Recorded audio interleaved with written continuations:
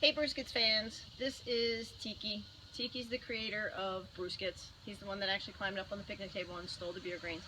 I want to talk to you today about something pretty serious. He's probably going to wander off from me, but I'll just keep chatting away. We are 1 month post Tiki having really bad violent seizures at one point.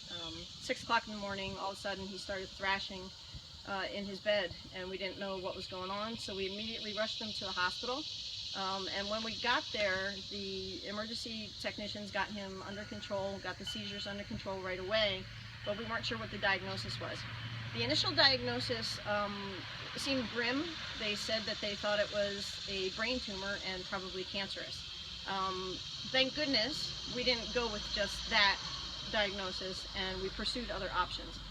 We actually saw a doggy neurologist, and Tiki had a CAT scan and also a MRI and a spinal tap. And the spinal tap, they went in right through the base of his skull right here, because the MRI yielded no evidence of a brain tumor, which we were very grateful for, but we needed to figure out what was going on with him. So we chose to do the spinal tap, and that actually showed that Tiki had encephalitis, and encephalitis is swelling of the brain.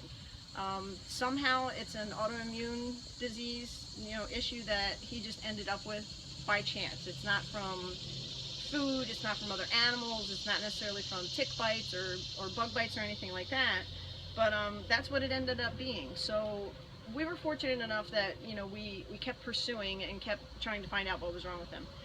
This was a very difficult and long battle with him. He was in ICU for 4 days, totally immobile, couldn't do anything, couldn't get up, he was urinating on himself, he couldn't walk, he was just not in good shape.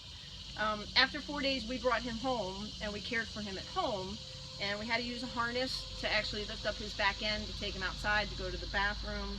He needed 24-hour care. I slept on the sofa right next to him, he was on the floor, and every couple hours we were up and outside and doing what he had to do. So after about 2 weeks, 2.5 weeks, he was finally able to get himself up on his own and do his own thing.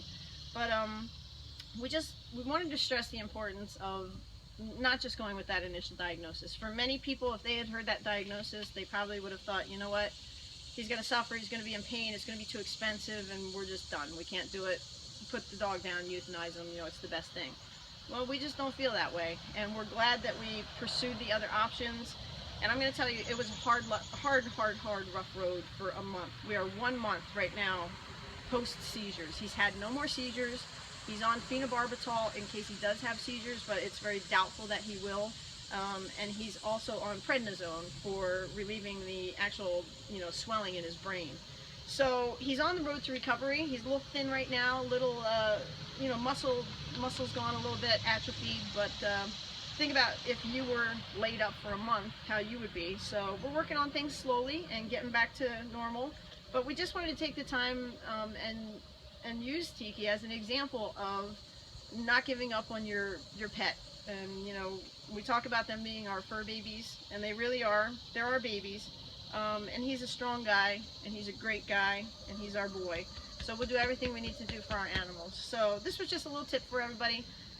Hopefully it was insightful, and hopefully we were able to, let everybody know that never give up, just don't give up. He let us know that he wasn't ready to give up, and we just kept pursuing different options, and here he is today. He's not even 9 years old, so we've got many more years with him.